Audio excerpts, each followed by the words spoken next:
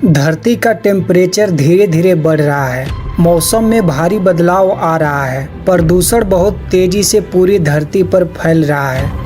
इंसान लगातार जंगलों को काटते जा रहा है और जनसंख्या बहुत तेजी से हमारे धरती पर बढ़ रही है। दोस्तों, वह दिन दूर नहीं है जब यह धरती पूरी तरीके से इंसानों के रहने लायक ना बचे। इसलिए हम इंसान ब्रह्मांड में कुछ ऐसे ग्रहों को खोज रहे हैं जहां पर जीवन संभव हो। सोचने वाली बात यह है कि 5600 से ज्यादा प्लेनेट खोजे जा चुके हैं जहां पर जीवन होगा। हर साल 100 से ज्यादा प्लेनेट डिस्कवर हो रहे हैं। हैरानी की बात यह है कि आज के समय हमारे पास ऐसी टेक्नोलॉजी नहीं है जिस टेक्नोलॉजी की मदद से इन प्लेनेटों पर पहुंचा जा सके। आइए समझते हैं, अगर हमारे पास लाइट के स्पीड से चलने वाली रॉकेट बन जाए तो हम कितने दिनों में इन प्लेनेटों पर पहुंच सकेंगे, और फ्यूचर में वह कौन सी प्लेनेट है जहां पर पृथ्वी के बाद सबसे पहले इंसान रहना शुरू कर देगा।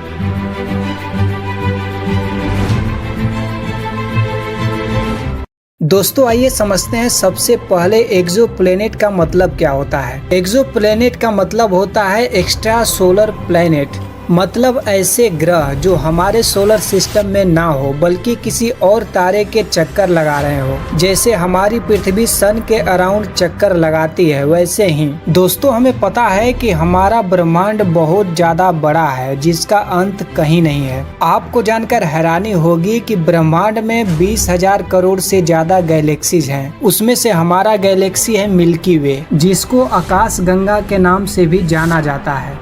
आकाश गंगा में टोटल 40,000 करोड़ से भी ज़्यादा स्टार्स हैं।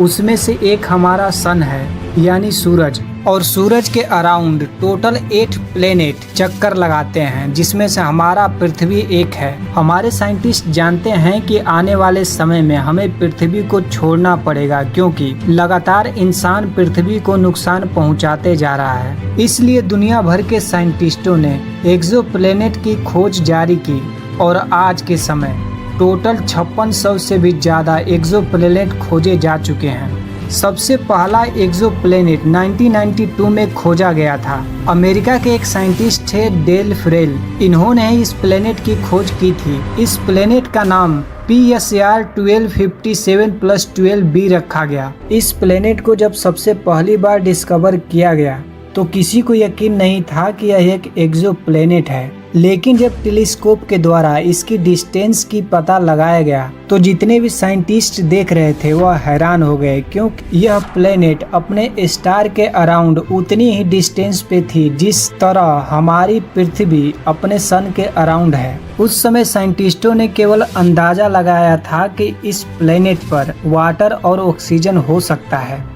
क्योंकि उस समय साइंटिस्टों के पास वैसी मशीन नहीं थी जिसके थ्रू यह पता लगाया जा सके कि यह वैल्यू एग्जैक्ट है। बस इतना बताया गया कि यह एक एक्सोप्लैनेट है।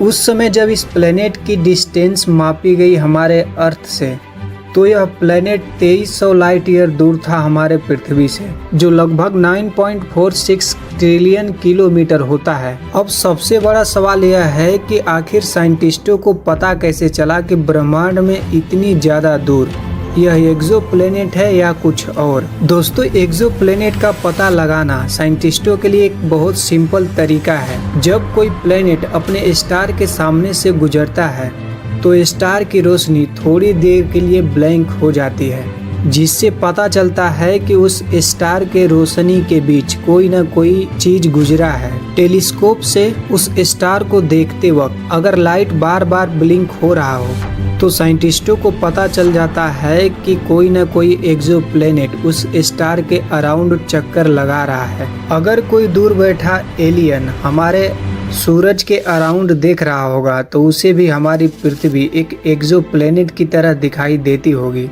आज के समय हमने टोटल 5600 से भी ज्यादा एक्सोप्लैनेट खोज निकाला है। इतने एक्सोप्लैनेट खोजने के बाद भी हम आज के समय इन पर नहीं पहुंच सकते, क्योंकि यह हमारे अर्थ से कई लाइट ईयर दूर एग्जिट करते हैं। आज के समय इन तक पहुंच पाना भी इम्पॉसिबल लग रहा है। आज के समय हमारे पास ऐसी कोई भी टेक्नोलॉजी मौजूद नहीं है जो एक इंसान को बहुत कम समय में और बहुत तेजी से इन प्लेनेटों पर पहुंचा सके। क्या आपने कभी सोचा है कि जो आज के समय हमारे पास रॉकेट या स्पेस क्राफ्ट हैं, उनकी मदद से अगर हम इन एक्सोप्लैनेट पर जाने की कोशिश करें तो हम कितने दिनों में पहुंच जाएंगे? आइए इसको डिटेल में समझते हैं। दोस्तों, आज के समय हमारे पास जो सबसे तेज स्पेस में चलने वाला एयरक्राफ्ट या रॉकेट है, उसका नाम है वोयेजर 1, जिसकी स्पीड 61,000 किलोमीटर प्रति घंटा है। अराउंड 17 किलोमीटर प्रति सेकेंड के स्पीड से वह स्पेस में चल सकता है। इस समय जो सबसे नजदीक एक्सोप्लैनेट है हमारे अर्थ से, उसका नाम है प्रोक्सिमा सेंचुरी बी, जो केवल 4.24 लाइट ईयर दूर है हमारे अर्थ से। अगर हम इस एक्सोप्लैनेट पर वोयेजर 1 से आज चलना प्रारंभ करें तो इस स्पेस क्राफ्ट को प्रोक्सिमा सेंचुरी बी तक पहुंचने में पूरे 7400 साल लग जाएंगे। यानी एक इंसान को लगभग 7400 साल तक जीवित रहना पड़ेगा, तब जाकर के वह प्रोक्सिमा सेंचुरी बी तक पहुंच पाएगा। सोचिए, यह सबसे नजदीक एक्सोप्लैनेट था हमारे पृथ्वी से और इस तक पहुंचने में लगभग 74 साल लग गए। तो और सारे एक्सोप्लैनेट इससे कई लाख गुना ज्यादा दूर हैं, तो उन तक पहुंचने में कितना समय लगेगा। लेकिन अगर हमारे पास लाइट के स्पीड से चलने वाली कोई रॉकेट या स्पेस क्राफ्ट बन जाती है तो हम बहुत कम समय में ही